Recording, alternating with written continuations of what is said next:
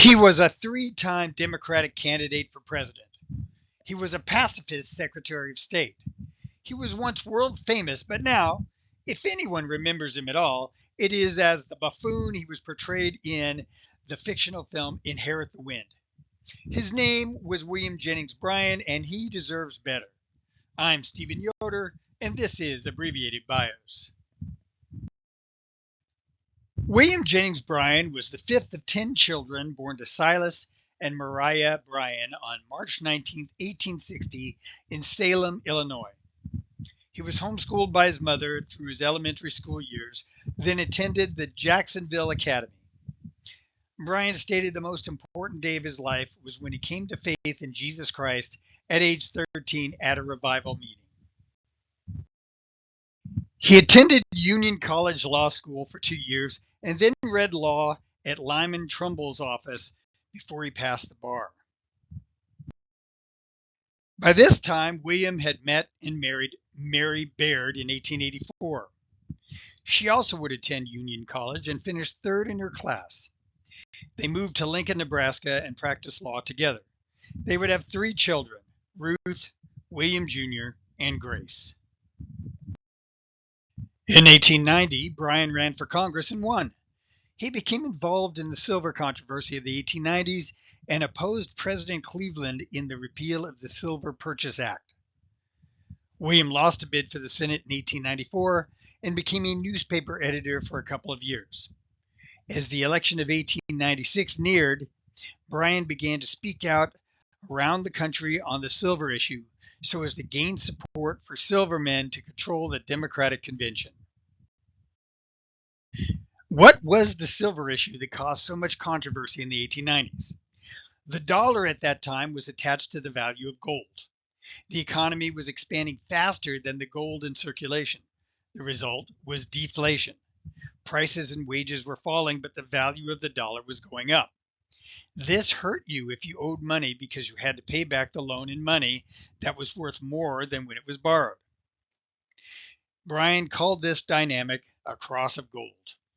Instead of a gold standard, the silvermen wanted a bimetal standard to inflate the money supply.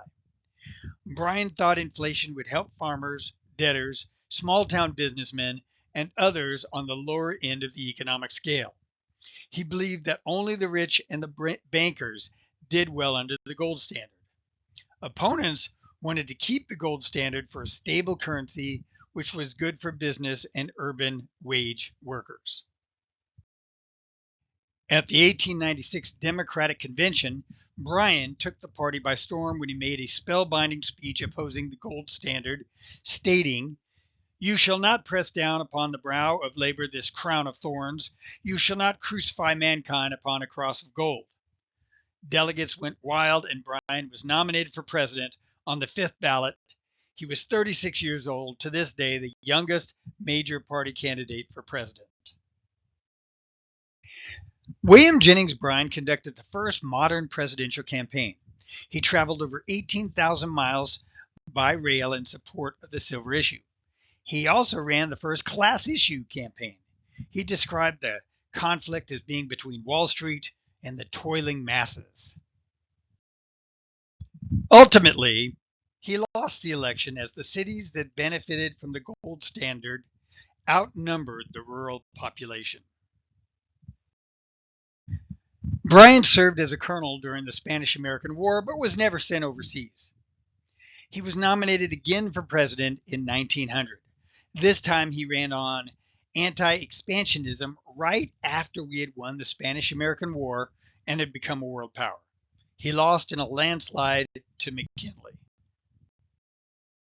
Bryan ran a third and final time in 1908 against William Howard Taft, but again lost badly. In 1912, Bryan worked to undermine Champ Clark's candidacy, which resulted in Woodrow Wilson being nominated for president. When Wilson won the election, he rewarded Bryan by naming him his Secretary of State. This was a bit odd since Bryan didn't have any foreign policy experience and was a pacifist. As Secretary of State, Bryan negotiated arbitration treaties with 30 countries around the world to avoid war. He considered it his greatest accomplishment on the job.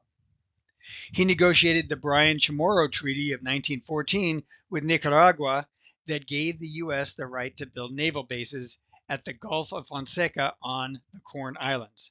The treaty lasted until 1970. Bryan believed in the traditional American policy of neutrality in European conflicts.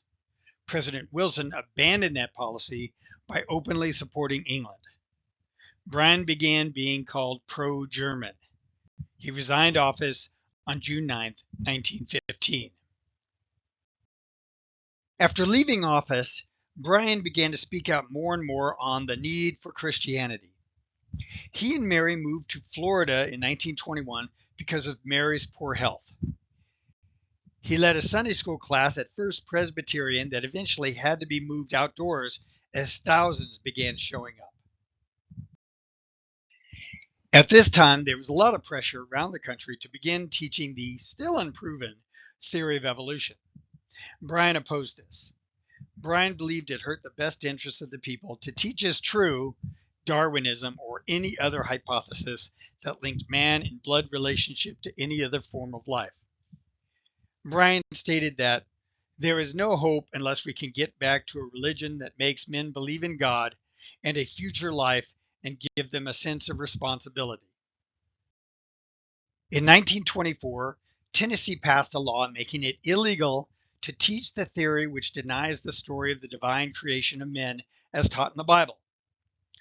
Some town leaders in Dayton decided to bring some publicity to their town by having teacher John Scopes challenge the law.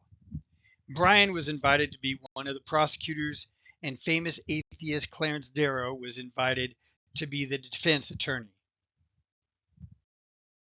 Darrow and Bryan agreed that each would take the stand for their side. When Bryan took the stand, Darrow questioned him toughly. Bryan did state that the earth was much older than 4,000 years and that the 6 days of creation were not 24-hour days. Other than that, Bryan held his own.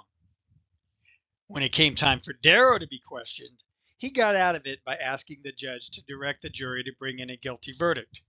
This also prevented Bryan's closing statement. Darrow seems to have had little honor.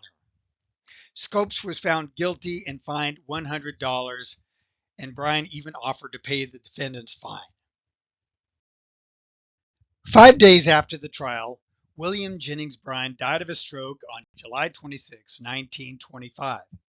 He was mourned across the nation, given a funeral in New York City, and buried at Arlington National Cemetery. In the 1950s, a play, and later a movie, Inherit the Wind, dramatized the trial but made many errors. It portrayed the Darrow-like character as an honest and fearless hero, while the Bryan-like character was portrayed as an ignorant buffoon. Somehow, the characters became attached to people's knowledge of the real William Jennings Bryan and obscured the true person of history. The real William Jennings Bryan changed presidential campaigns, defended America's neutrality in foreign policy, and stood up for the Christian faith as it was being attacked from all sides. He deserves to be remembered for that. Thank you for watching Abbreviated Bios. If you like this type of program, please subscribe and maybe recommend it to others.